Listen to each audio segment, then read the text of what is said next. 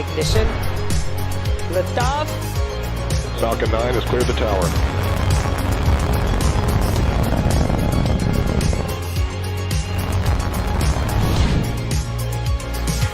Ten, 9, 8. Side booster ignition. 6, 5, 4, 3, 2, 1.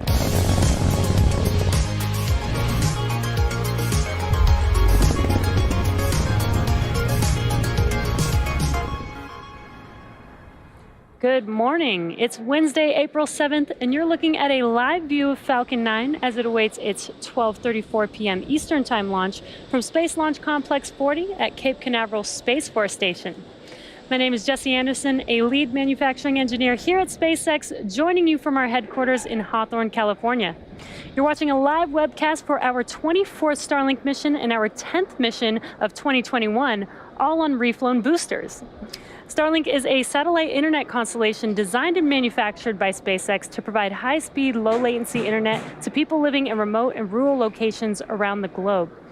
As the team continues to expand globally, we are also continuing to connect communities here in the United States. Just recently, the Nooksack Indian tribe became participants in the Starlink beta program. Located in Whatcom County in Washington state, most of the Nooksack tribal areas did not have the infrastructure to deliver high-speed internet to its residents. The Nooksack Tribal Council is providing more than 100 households in their community with Starlink service who had been negatively impacted by not having internet during the pandemic. These families began to receive service last month and are now able to use the internet for work, school, and even access telemedicine. In other exciting news, last week we announced the 4-person crew who will be the first private citizens to fly onboard Dragon. We'll share these new details for the Inspiration 4 mission a bit later in the webcast. Now we're currently at T-minus 11 minutes and 45 seconds from liftoff of our next batch of Starlink satellites. So with that, let's take a closer look at the rocket on your screen. I'm Yomezo, a Dragon propulsion engineer here at SpaceX, and you're looking at a live view of Falcon 9 as it sits on our launch pad 40 at Cape Canaveral, Florida. Our 2-stage launch vehicle stands about 70 meters tall, and when it's fully fueled, it'll hold just over 1 million pounds of propellant, and the vehicle will burn through this in less than 3 minutes after liftoff. We prepped Falcon 9 for launch in our hangar at the base of the pad, and upon completing final checkouts, Falcon 9 rolled out to the pad with the Starlink payload and went vertical earlier this morning around 1:40 a.m. Eastern Time. The bottom 2/3 of the vehicle you see there is the first stage. It previously flew 6 times, having supported the launch of NASA astronauts Bob Behnken and Doug Hurley to the International Space Station, ANASIS-II, CRS-21, Transporter-1, and 2 previous Starlink missions, the most recent of which was less than a month ago. The objective of the first stage is to accelerate the vehicle through the Earth's atmosphere to space and then separate from the rest of the rocket. Once the first stage separates from the second stage, it'll make its way back down to Earth and target a landing on our drone ship, Of Course I Still Love You. To give you some perspective, our drone ships are equivalent in size to a football field, and the landing area that you see right there is approximately 200 feet by 150 feet. That's big enough that a hockey rink would fit inside that landing area of the drone ship. If successful, today's landing will mark the 79th recovery of an orbital class rocket. Above the first stage is the second stage, which has a single Merlin vacuum or MVAC engine, which ignites after the first stage separates.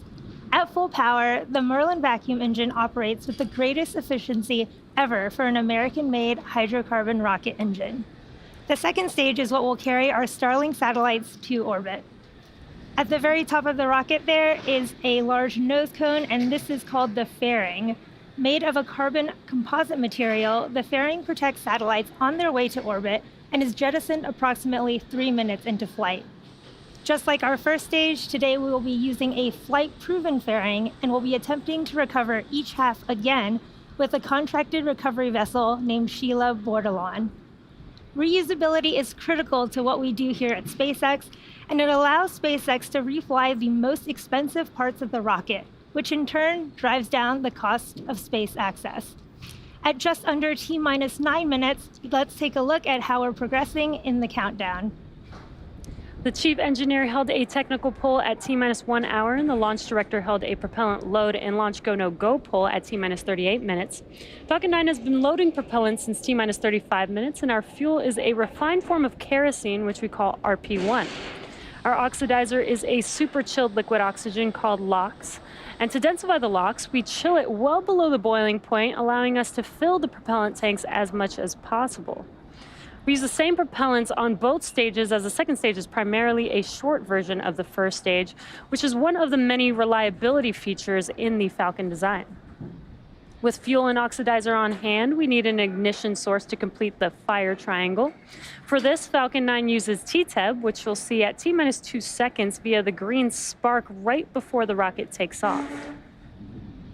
In addition to RP1 and LOX aboard, Falcon 9 uses helium to keep the tanks pressurized in flight and the propellant flowing correctly into the engines without air bubbles as the propellants deplete. Helium load began before the webcast went live and will continue to be topped off until a minute and a half before launch. Very shortly, we will open the pre-valves between the first stage engines and the propellant tanks. And at T-minus 7 minutes, engine chill will begin. This will cool the turbo pumps and avoid thermal shocks when we start the pumps at T-minus 2 seconds to light the Merlin engines. The vehicle is healthy and we're currently working no issues. Range is still green. Weather is looking great, as you can see on your screen. We got some beautiful blue skies over there in Florida. We have a 90% chance of favorable weather for T0. And all systems continue to be go for liftoff at 12:34 p.m. Eastern Time. If for some reason we don't launch today, we do have a backup opportunity tomorrow at 12:12 p.m. Eastern Time.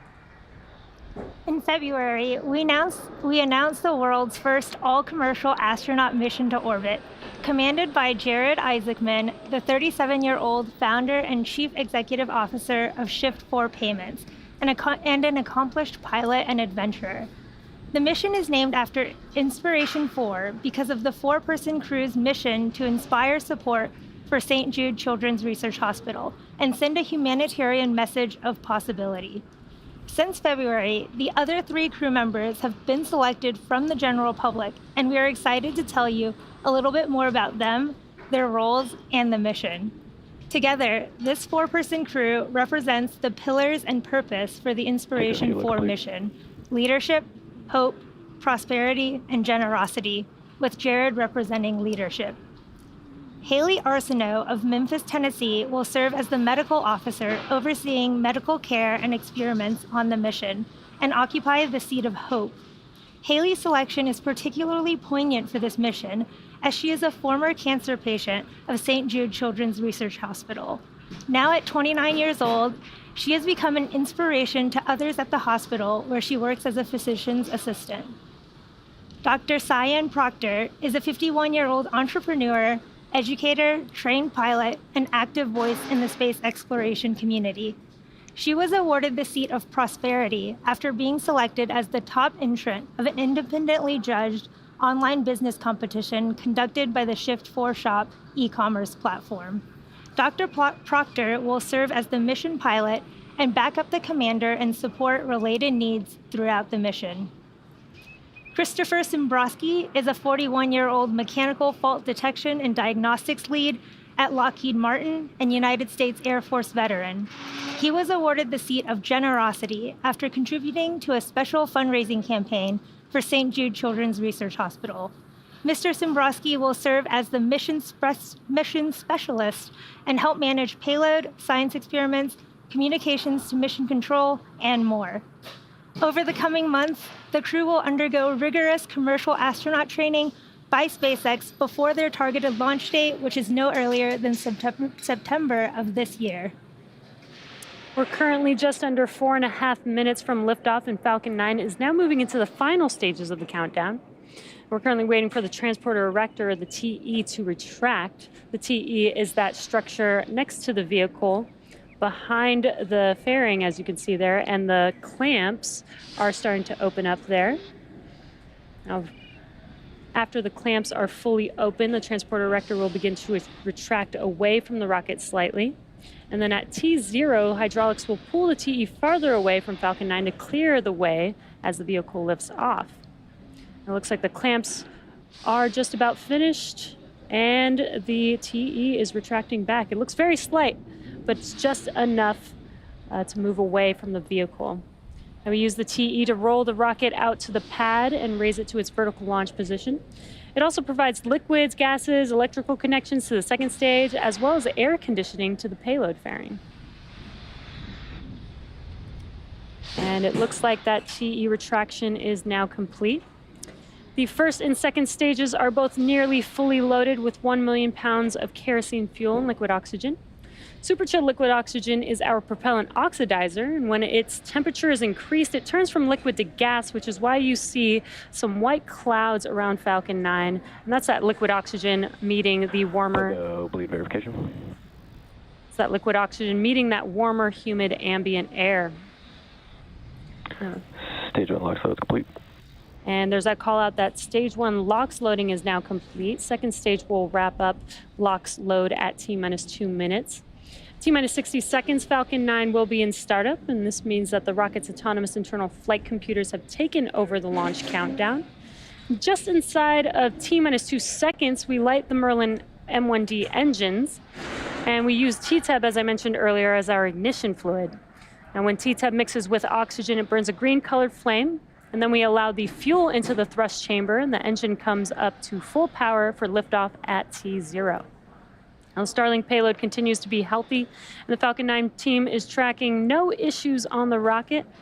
Weather is still looking beautiful over there in Cape Canaveral, and the range has cleared the surrounding ground, water, and airspace and are green for launch today.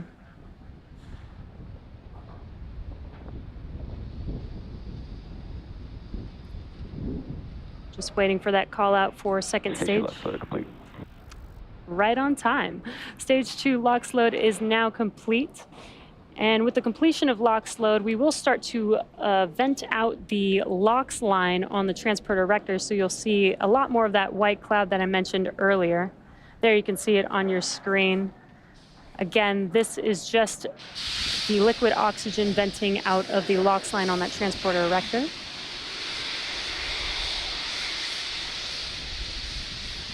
And just under 15 seconds or so, Falcon 9 will be in startup, and stage 1 and stage 2 will start to pressurize for launch.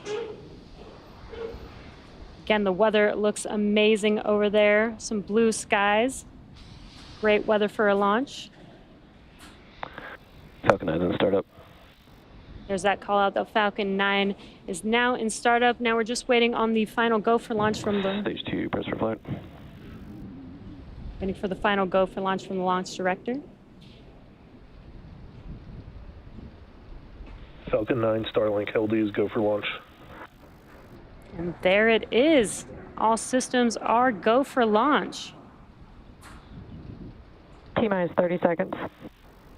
Now let's listen into the terminal count and watch as Falcon 9 takes our stack of Starlink satellites into space. Stage 1's startup pressures. T-minus 15 seconds. Falcon 9 is configured for flight. 10, 9, 8, 7, 6, 5, 4, 3, 2, 1, 0. Ignition and liftoff.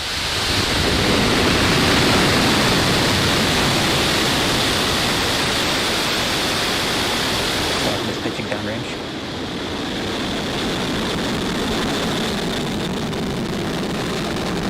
Stage 1 propulsion nominal.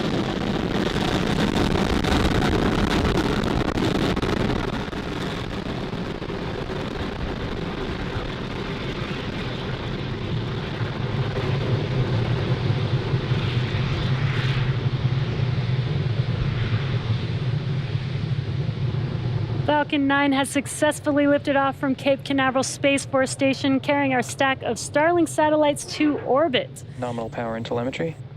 Max-Q is the next major event coming up here shortly, which will now be throttling down the engines, the M1D engines on that first stage for. Max-Q is the maximum aerodynamic pressure that the vehicle sees on ascent. Vehicle is supersonic. And the weather, again, is looking beautiful, clear skies with an amazing view of Falcon on ascent there. Max Q. There's that call out that we have passed through Max Q. So in about a minute, we'll have 3 events happening back to back. That'll be main engine cutoff, or MECO, followed by stage separation and SES-1, or second engine start 1. Now MECO is where we shut down all 9 of those M1D engines on the first stage that you see burning there on your screen. That's in preparation for the second event, which is stage separation. MVAC is chilling in. Just heard that call out that MVAC chillin' has begun. Now stage separation is where the first stage separates from the second stage. And first stage will make its way back to Earth and attempt to land on our drone ship, Of Course I Still Love You, while stage 2 continues on its journey with the third event, second engine start 1. That's where we light up that MVAC engine, and it will propel the second stage along with the Starlink satellites to their targeted drop-off orbit. Just under 20 seconds or so away from those 3 events, that's MECO, stage separation, and SES-1.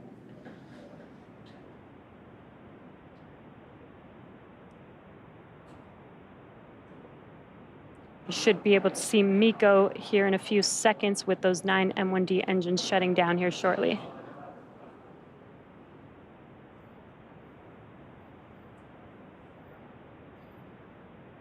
And MECO. Stage separation confirmed.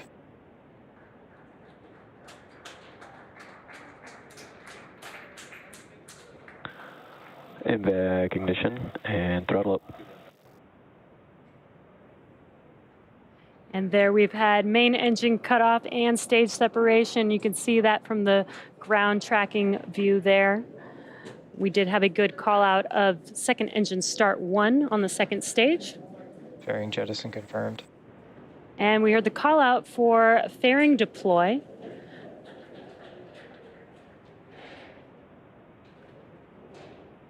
And it looks like we don't have those onboard camera views, but we can still see the first and second stage on your screen there.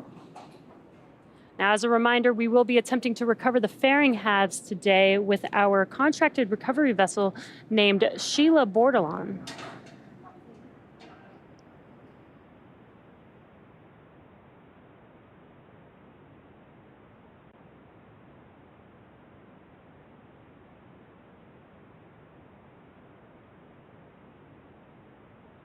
Acquisition of signal, Bermuda.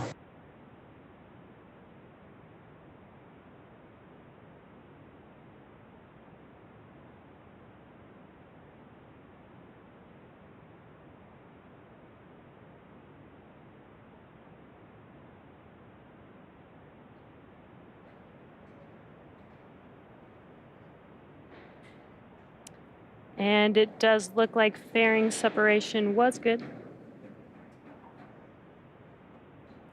Now, as stage 2 takes our Starlink satellites to their targeted drop-off orbit, stage 1 will make its way back to Earth by executing 2 burns. The first is the entry burn. That's where 3 of the M1D engines will reignite. This helps to slow the stage down as it re-enters the upper part of the Earth's atmosphere. Now, the second burn is the landing burn, and this is the single engine burn that brings the vehicle speed down rapidly in order to land on the drone ship, and that is that center E9 engine, which is just powerful enough to slow the vehicle down to touch down on that drone ship. Second stage is following the nominal trajectory. And we do hear that call out that second stage is looking nominal. Unfortunately, we do not currently have any onboard views of that second stage at the moment, but everything is still looking nominal so far.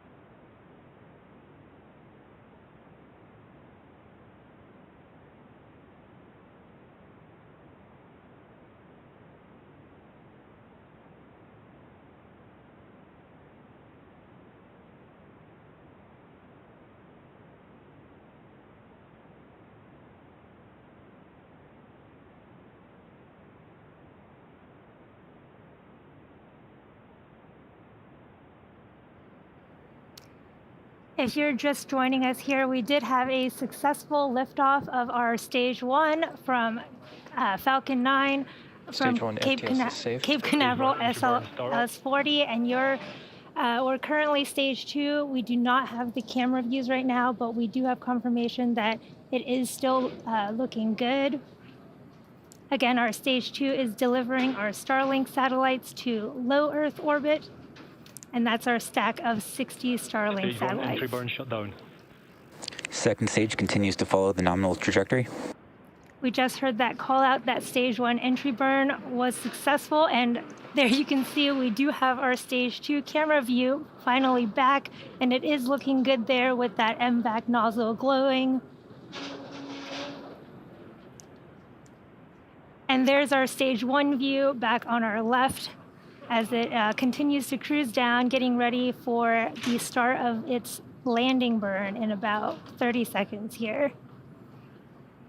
You can see those hypersonic grid fins of the first stage there on your left, and they control and help orient that first stage as it comes back down to Stage Earth. 1 transonic. Again, Stage 1 will be targeting landing on our drone ship, Of Course I Still Love You. And right before landing, it will deploy 4 carbon fiber landing legs. Start of terminal guidance.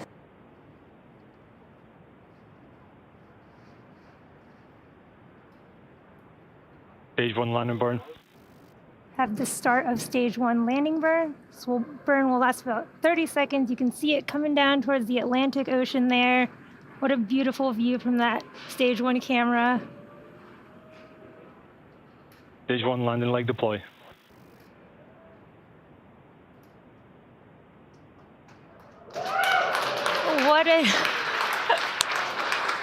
What an amazing view. Stage 1 landing confirmed. What an amazing view of that Stage 1 landing burn. We got our cameras back just in time for that. And this marks our 79th successful recovery of an orbital class rocket. to go. And the 7th recovery of this particular booster. Expected loss of signal, Kate. We had an expected loss of signal there, but Nominal orbital insertion. we did have confirmation of second engine cutoff and a good orbit. And now Stage 2 is going to coast in this orbit for the next 35 minutes or so. And while that happens, take a look at this animation showcasing where we are in the coast phase, and we'll see you back here at T plus 45 Acquisition of signal to minutes Finland. for a second stage relight.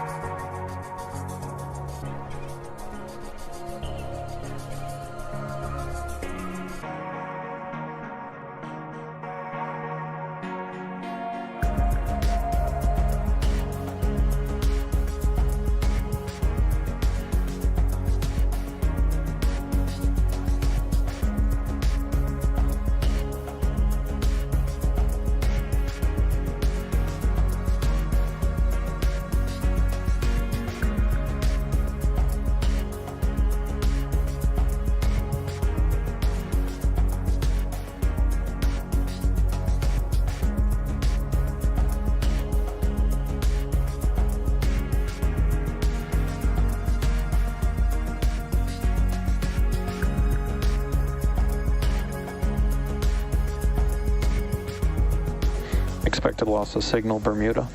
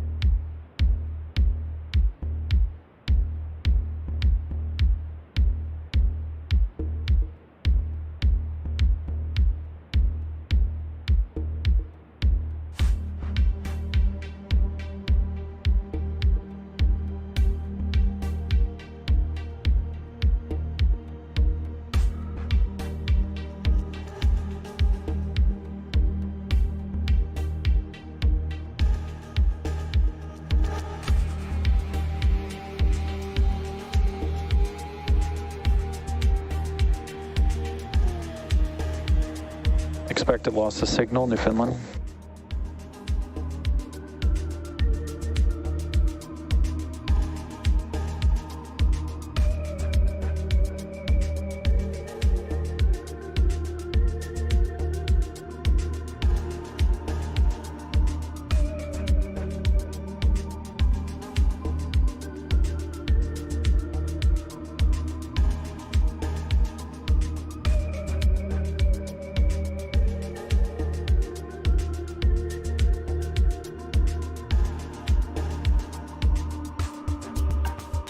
Acquisition of signal, Goonhilly, England.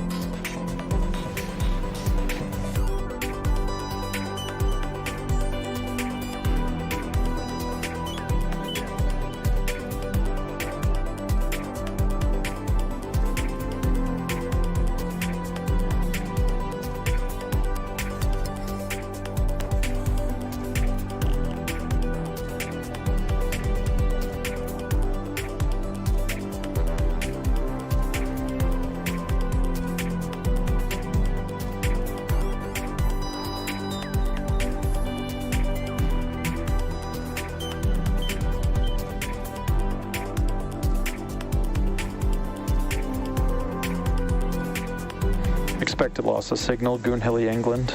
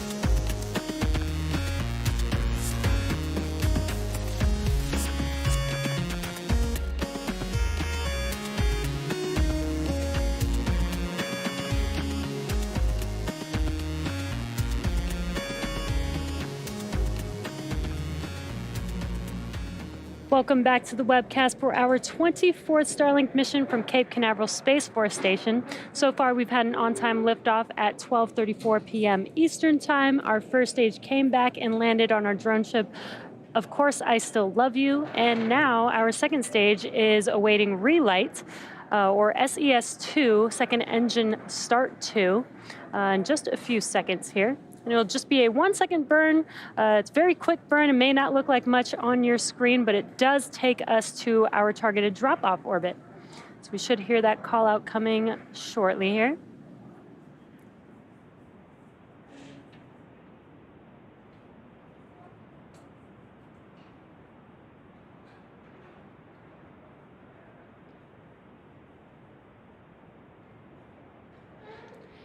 And there you saw it very quickly on your screen. We did get that green color flame. That's that T-Teb that I mentioned. We did have SES-II and SECO-2.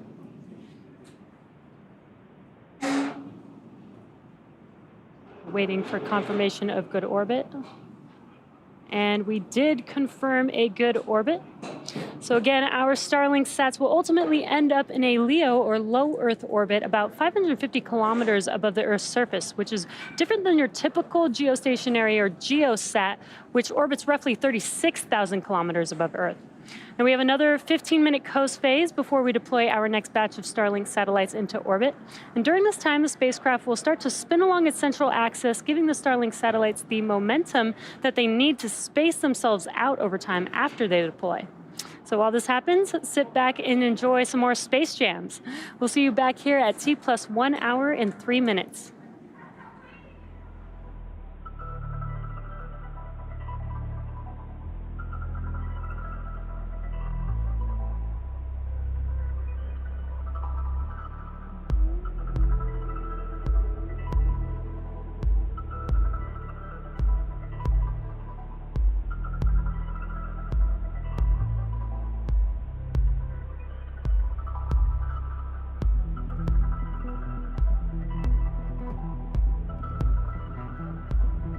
Expected loss of signal, Diego Garcia.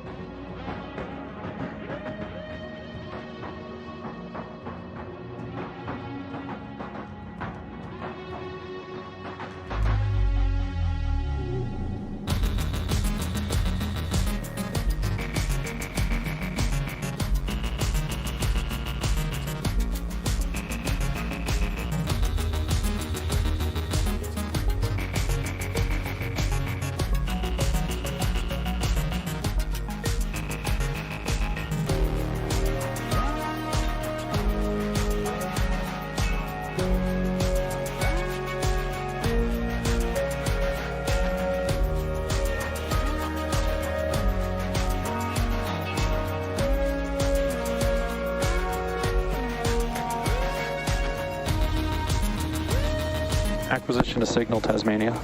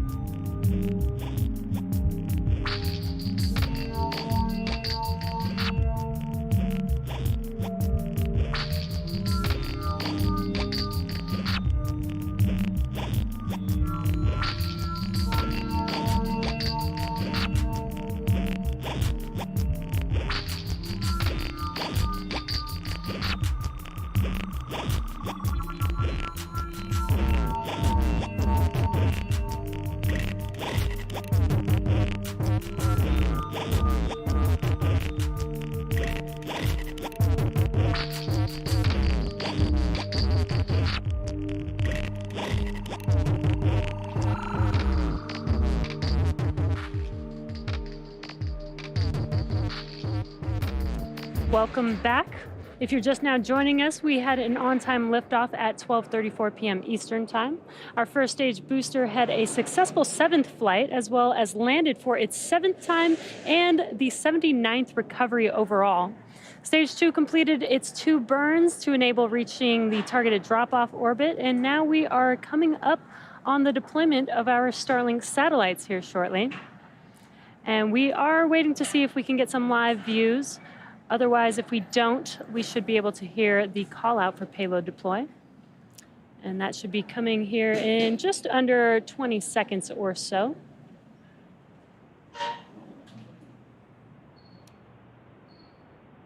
And again, our second stage was spinning in preparation for the deployment of these Starlink satellites, and that gives them some momentum to spread themselves out over time after they deploy.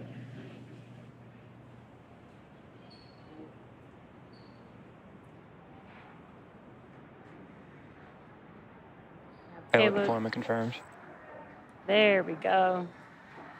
There's that call out, and we do have a visual of those Starlink satellites drifting away from second stage out in space. Now again, this is their drop-off orbit. So shortly, they will deploy their solar array, and over the next few days and weeks, they will distance themselves from each other and use their onboard ion thrusters to make their way to their operational orbit. And with that, that brings our webcast to a close. Thank you to the Range and FAA for supporting today's mission. If you're interested in Starlink service, head over to starlink.com and sign up. And as always, thanks for joining us and have a great afternoon.